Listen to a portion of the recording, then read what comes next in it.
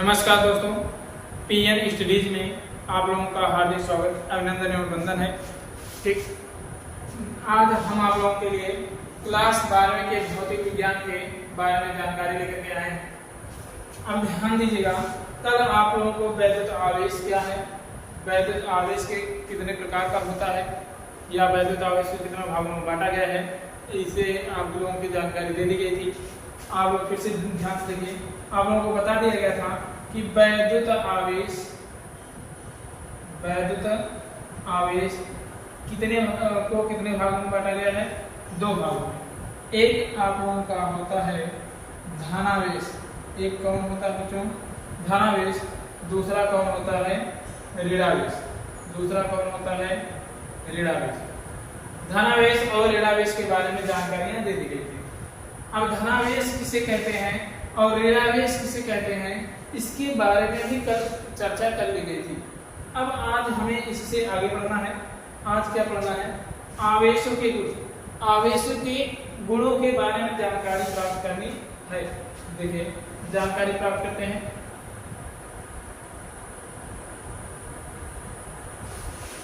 देखिए, अब क्या करना है बच्चों कि आवेशों के, आज हमें किस पर चर्चा करनी है, आवेशों के गुण। आवेशों के गुण, आज इसके बारे में हमें अध्ययन करना है। आवेशों के गुण निम्न प्रकार के होते हैं। कितने प्रकार के होते हैं, निम्न प्रकार के गुण होते हैं। ठीक, निम्न प्रकार के गुण, जिसमें हम पहला गुण देख लेते हैं इसका। आवेशों का पहला गुण क्या कहता है, सजातीय आवेशों के बीच, सजातीय आवेशों के बीच, आवेशों के बीच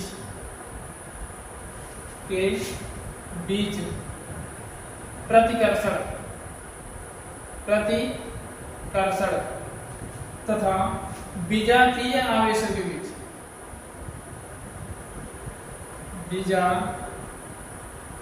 विजातीय आवेशों के बीच आकर्षण होता है। अब इसका अर्थ जान लेते हैं। इस सजातीय का अर्थ क्या होता है, समान प्रकार के आवेश। ठीक, सजातीय का अर्थ होता है समान प्रकृति के आवेश, प्रकृति के आवेश। और विजातीय का होता है असमान प्रकृति के आवेश, असमान प्रकृति के आवेश। थोड़ा सा चर्चा कर लेते हैं। देखिए, समान प्रकृति के आवेश एक प्लस है, दूसरा माइनस है। ठीक, हो सकता है ये प्लस हो, ये भी प्लस हो सकता है। हो सकता है ये माइनस हो, ये भी माइनस हो सकता है। हो सकता है यह माइनस हो, ये प्लस हो सकता है। ये चार कंडीशंस बन सकती है। यदि देखिए, अगर हम इन दोनों के बीच बल के बारे में अध्ययन करें, वैद्युत बल के बारे में, यदि इन दोनों को वैद्युत बलों के बारे में अध्ययन करें। अच्छा, वैद्युत बल का नाम लिया गया, किसका नाम लिया गया बच्चों, वैद्युत बल। आखिरकार वैद्युत बल क्या है, तो दो आवेशों के बीच लगने वाले बलों को, दो आवेशों के बीच लगने वाले बल को वैद्युत बल कहते हैं। नोट कर लेते हैं, दो आवेशों के बीच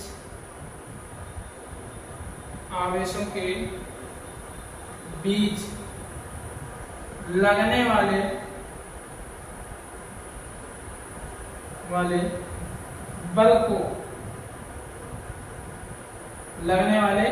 बल को, वैद्युत बल कहते हैं, वैद्युत बल कहते हैं।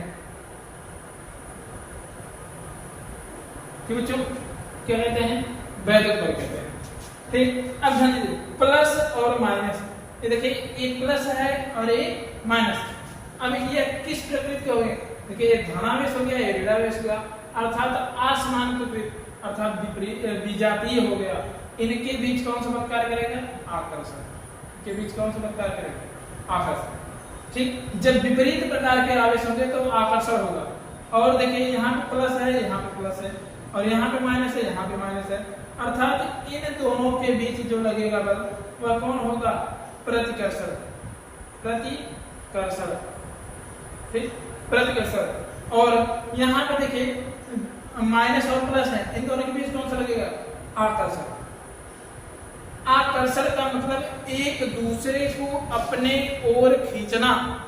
आकर्षण क्या होता है? एक दूसरे को अपनी ओर खींचना।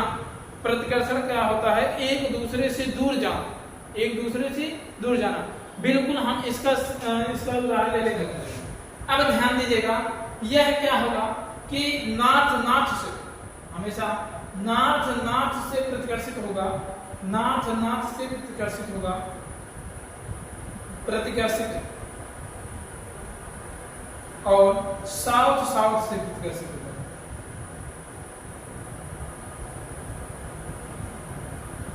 यदि हम लोग समान प्रकार के आवेश के ध्रुवों के बीच अगर बल करवाते हैं तो वह क्या करते हैं? धक्का देते हैं। दो चुंबक लीजिएगा, जा करके प्रयोग करिएगा, देखेंगे कि जब दोनों विपरीत प्रकार के ध्रुव होंगे तो वह एक दूसरे को चिपक लेंगे। उसके बाद आप लोग क्या करेगा? एक चुंबक पलट दीजिएगा और दूसरे वाले के सेम स्थिति में रखिएगा। उसके बाद एक दूसरे को पास मिलाएंगे तो आपको आभास होगा कि वह एक दूसरे से दूर जाएंगे, अर्थात वह प्रतिकर्षण की क्रिया कर रहे होते हैं। ठीक, इस प्रकार हम लोग आकर्षण और प्रतिकर्षण के बारे में अध्ययन कर सकते हैं। ठीक, चलिए आपका यही पहला गुण है।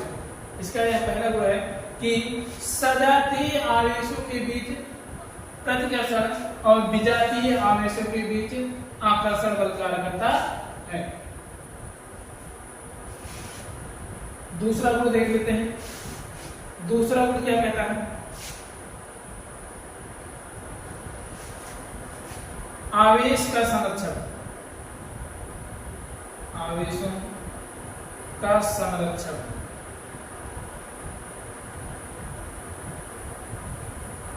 आवेशों का संरक्षण। अब इसके बारे में जानकारी। संरक्षण का अर्थ होता है बराबर रहना, बराबर होना या बराबर रखना, बराबर रखना। ठीक, अर्थात देखिए संरक्षण कोई भी संरक्षण आ जाए, जैसे यहाँ पे आवेश संरक्षण हो गया, आपका द्रव्यमान संरक्षण हो जाता है, ऊर्जा संरक्षण हो जाता है। संरक्षण जहां पे आ जाता है बच्चों, वहां पे आप ट्रिक याद कर लीजिए कि वह कोई भी हो, ना तो उसे आप उत्पन्न कर पाएंगे और ना ही नष्ट। ये बात सब में कॉमन है। अगर संरक्षण का आ रहा है तो यह बात बच्चों सब में क्या होगी? कम होगी। इस प्रकार हम लोग चाहे जो संरक्षण कार्य सबके लिए यह नियम फॉलो करेंगे। अर्थात यहाँ पे परिभाषित कैसे करेंगे? परिभाषित करके देखा जाए। परिभाषित कीजिए, कहेंगे आवेश को ना तो उत्पन्न किया जा सकता है और ना ही नष्ट किया जा सकता है।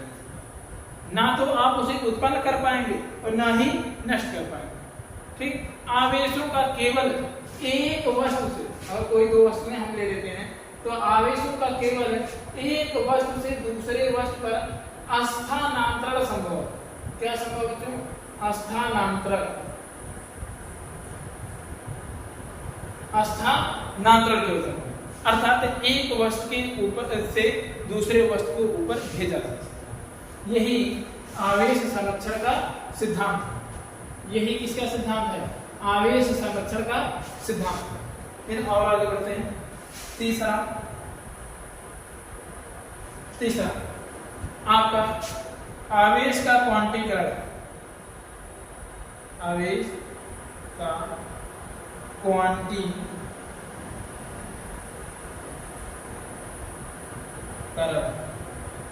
आवेश का क्वांटीकरण, हम इसके बारे में जानकारी लेते हैं।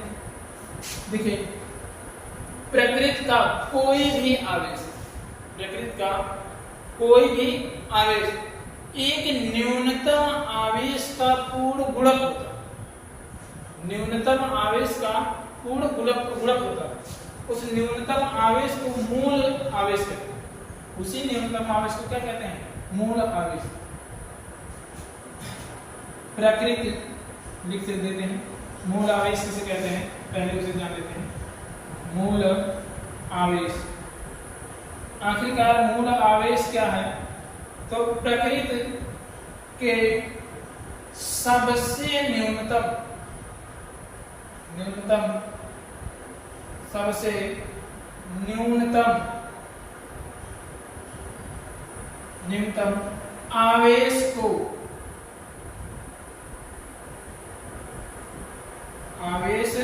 को मूल आवेश कहते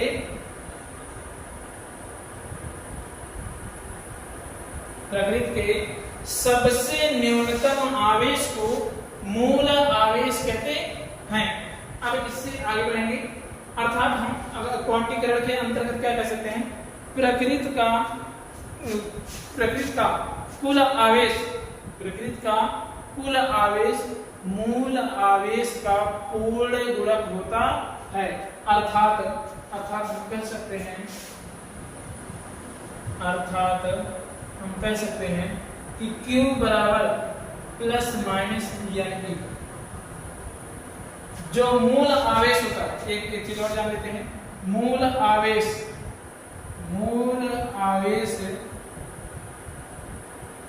इलेक्ट्रॉन के आवेश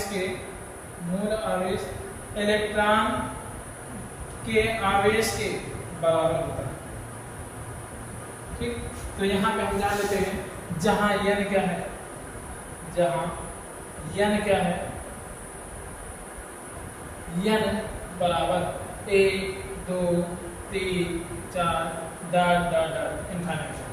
n जो है वह क्या है, आवेशों की संख्या है। ठीक, या इलेक्ट्रॉनों की संख्या कह सकते हैं। और आगे बढ़ेंगे, नोट कर लीजिए, स्क्रीनशॉट ले लीजिए।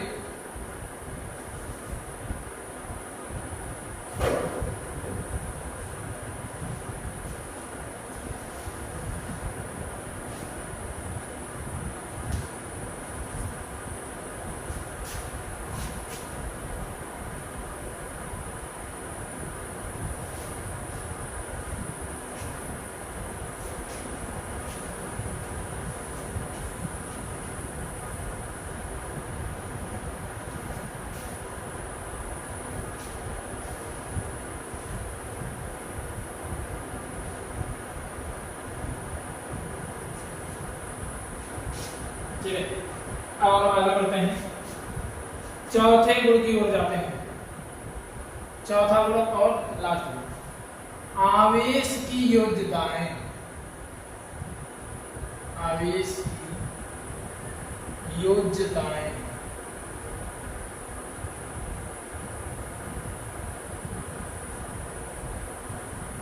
योज्यताएं अर्थात हम लोग पढ़ेंगे देंगे। आवेश की योज्यताएं किसे कहते हैं, किसी पदार्थ को दिया गया कुल आवेश, किसी पदार्थ का कुल आवेश उसे दिए गए अलग अलग आवेशों के योग के बराबर होता है। ठीक, या दूसरे भाषा में कह सकते हैं, किसी पदार्थ का कुल आवेश उसके विभिन्न खंडों के आवेशों के बीजगणितीय योग के बराबर होता है। चलिए नोट करके देखेंगे, किसी पदार्थ का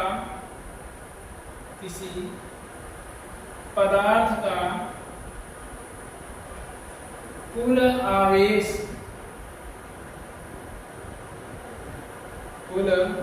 आवेश उसके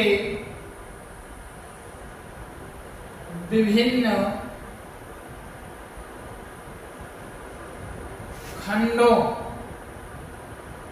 खंडों कहिए या अवयवी कणों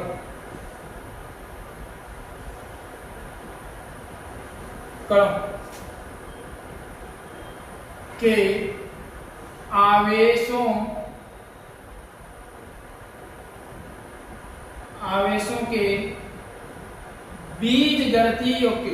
आवेशों के बीजगणितीय योग के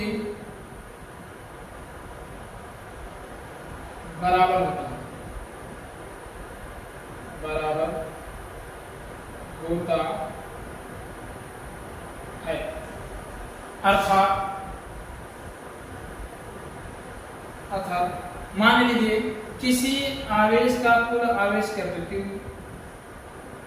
उसके विभिन्न खंडों में उपस्थित आवेशों की उपस्थित कणों का आवेश Q1, Q2, Q2, Q3, Q4, Q5 ऐसे डॉट हो। ठीक, तो इनके योग के अब हम बीज का योग कर लीजिए, ऐसे जोड़ दीजिए, योग के बराबर डॉट इसके क्या होता है, बराबर होता है। अब आप देखिए कह सकते हैं, देखिए जब हम लोग सवाल लगाएंगे तो वहां पे आवेश का मान पॉजिटिव भी हो सकता है, आवेश का मान निगेटिव भी हो सकता है। तो आवश्यकता अनुसार हम लोग Q1, Q2, Q3, Q4, Q5 सबका मान रख सकते हैं। ठीक, बस अब इसका स्क्रीनशॉट ले लेंगे।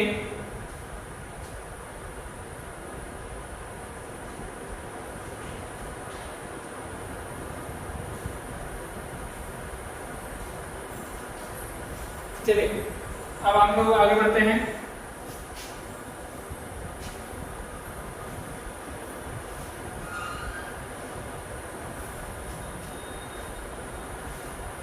आगे बढ़ेंगे।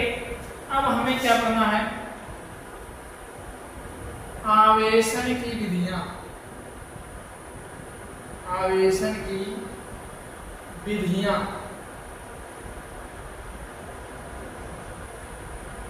किसके बारे में जानकारी लेना बच्चों, आवेशन की विधियां। ठीक, किसी निरावेशित वस्तु, पहले आवेशन किसे कहते हैं, पहले आवेशन किसे कहते हैं परिभाषा जान लेते हैं। परिभाषा, ठीक, किसी वस्तु को आवेशित करने की प्रक्रिया को, किसी वस्तु को आवेशित करने की प्रक्रिया को आवेशन कहते हैं। पहले हम नोट कर लेते हैं, किसी वस्तु को आवेशित करने की प्रक्रिया को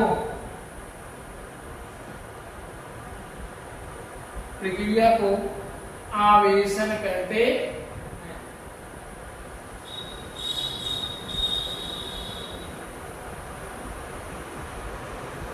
क्या कहते हैं, आवेशन कहते हैं। ठीक, अब इससे आगे बढ़ेंगे। आवेशन की विधियां, आवेशन की विधियां, अब इसके बारे में हमें डिटेल जानकारी लेना होगा। देखिए आवेशन की विधियां तीन प्रकार की, हम वस्तुओं को कितने प्रकार से आवेशित कर सकते हैं, तो वह तीन प्रकार से। तो ध्यान रखिए कितने प्रकार से आवेशित किया जा सकता है, तीन।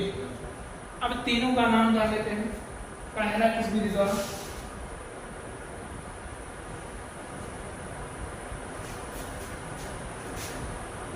पहला आपका हो जाता है घर्षण विधि द्वारा, घर्षण विधि द्वारा, घर्षण विधि द्वारा आवेशन। दूसरा आपका हो जाता है चालन विधि द्वारा, चालन विधि द्वारा। तीसरा आपका हो जाता है प्रेरण विधि द्वारा, किस विधि द्वारा, प्रेरण विधि द्वारा। तो इन तीनों विधियों द्वारा आप आवेशन कर सकते हैं। आवेशन की कितनी विधियां हो गई हैं, तीन। तो इन तीनों विधियों द्वारा आवेशन किया जाता है। ठीक, देखिए घर्षण विधि द्वारा कैसे आवेशित करेंगे। घर्षण विधि, जब किसी एक वस्तु, जब एक वस्तु के ऊपर दूसरी वस्तु को रगड़ा जाता है, जैसे कि यहाँ ऐसे दिखा देते हैं, जब एक वस्तु के ऊपर इस प्रकार ठीक, जब एक वस्तु के ऊपर दूसरे वस्तु को रगड़ा जाता है तो इसमें इलेक्ट्रॉनों का आदान प्रदान होता है, यानी कि स्थानांतरण होता है। जब एक वस्तु के ऊपर दूसरे वस्तु को रगड़ा जाता है तो इलेक्ट्रॉनों के स्थानांतरण के कारण एक वस्तु पर धनावेश तथा दूसरी वस्तु पर ऋणावेश आ जाता है। आवेशन की इस विधि को घर्षण विधि द्वारा आवेशन कहते हैं। परिभाषा में नोट करके देखा जाए,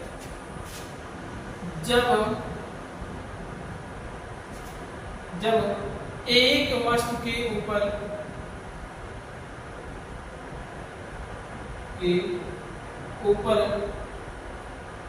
दूसरी वस्तु को रगड़ते हैं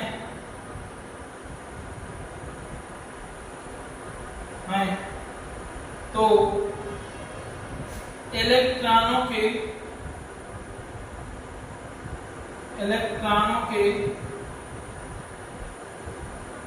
स्थानांतरण के कारण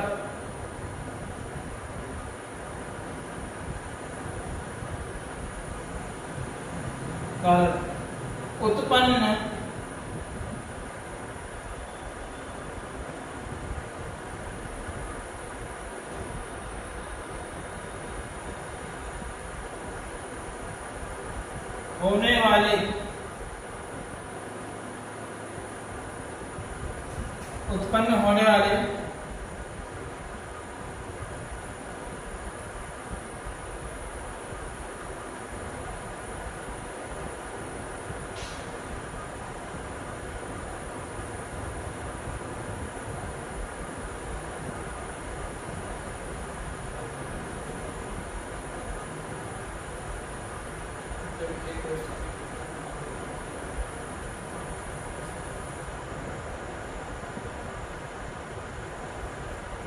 स्थानांतरण के कारण होने वाले आवेशन को घर्षण विधि द्वारा आवेशन कहते हैं।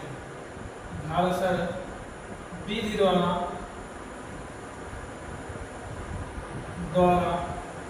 आवेशन कहते हैं।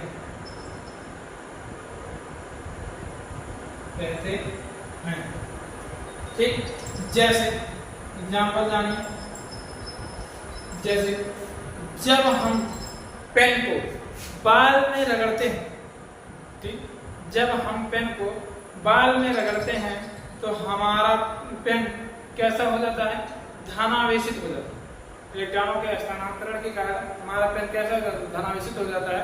जो कागज के छोटे छोटे टुकड़ों को अपनी ओर आकर्षित करने लगता है। ठीक, आप लोग प्रयोग करके देख लीजिएगा। ऐसे ही जब कंघी को बाल में रगड़ा जाता है तब वह क्या हो जाता है? कंघा धनावेशित हो जाता है, जिसके कारण हम हल्का सा एक बल का अनुभव करते हैं। वह कौन होता है? आवेशन विधि होता है। ठीक, ऐसे ही आप लोगों को देखे होंगे जब ऐसे ही चलिए अब हम लोग जानकारी लेते हैं चालन विधि द्वारा आवेशन। चालन विधि द्वारा आवेशन, जब एक आवेशित वस्तु के संपर्क में कोई अन्य अनावेशित चालक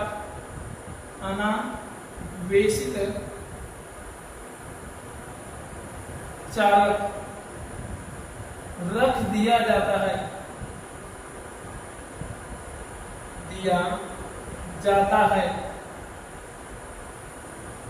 दिया जाता है तो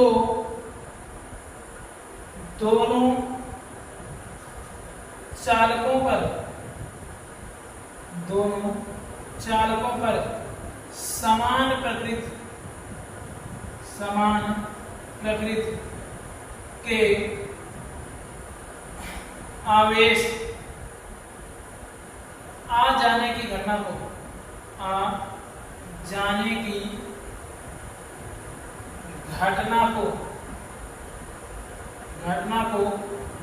चालन विधि द्वारा आवेशन कहते हैं। चालन विधि द्वारा आवेशन कहते हैं।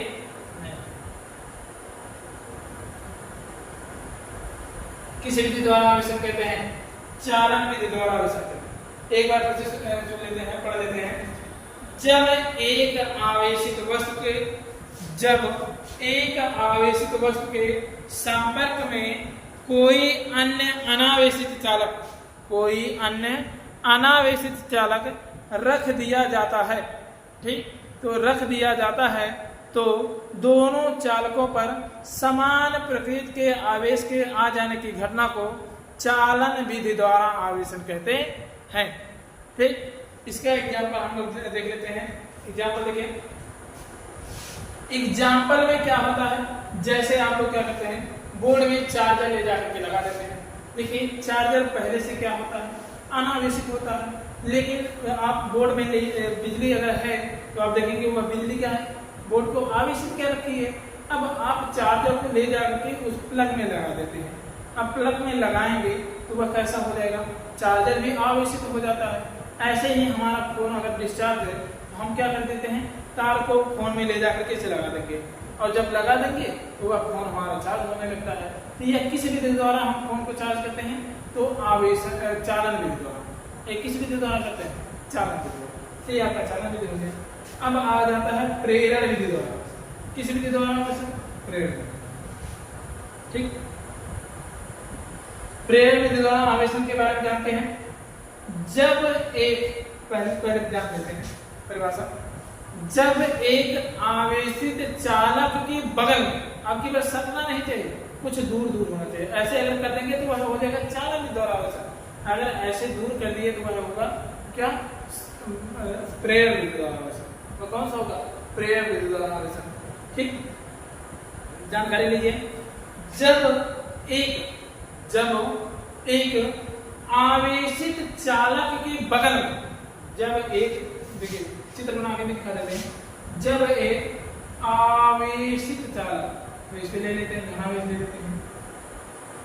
जब एक आवेशित चालक के बगल में कोई अनावेशित चालक रख दिया जाए, जिस पर कोई चालक ना हो, ठीक, तो इसके पास वाली पृष्ठ पर विपरीत प्रकार के आवेश तथा दूर वाली पृष्ठ पर समान प्रकृति के आवेश के आ जाने की घटना को प्रेरण विधि द्वारा आवेशन कहते हैं। यदि यह चित्र हो गया, बी चित्र देखिए।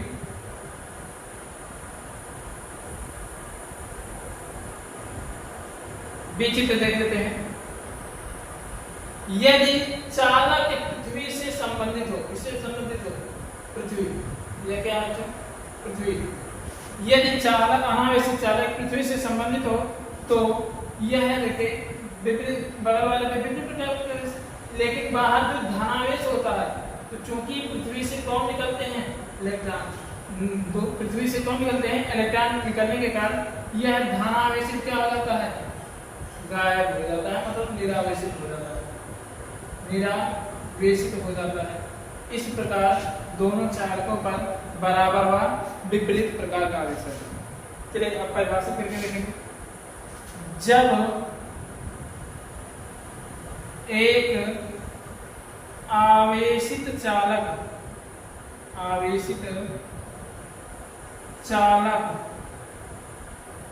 के बगल में कोई अनावेशित चालक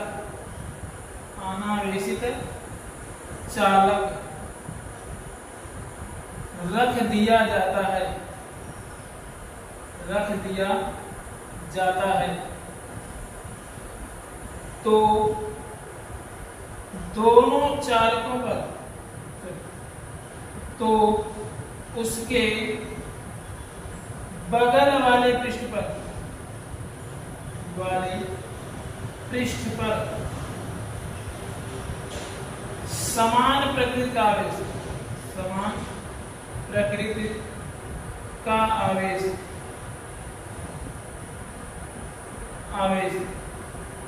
तथा दूर वाली पृष्ठ पर विपरीत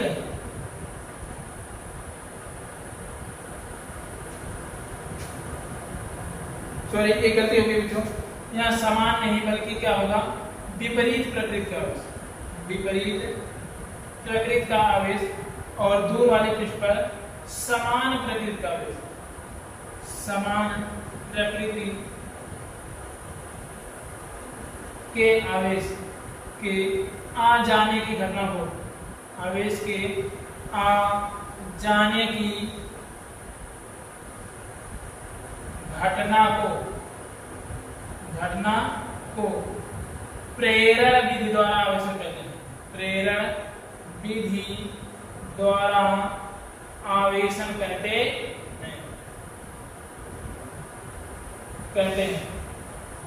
ठीक, बस इतना ही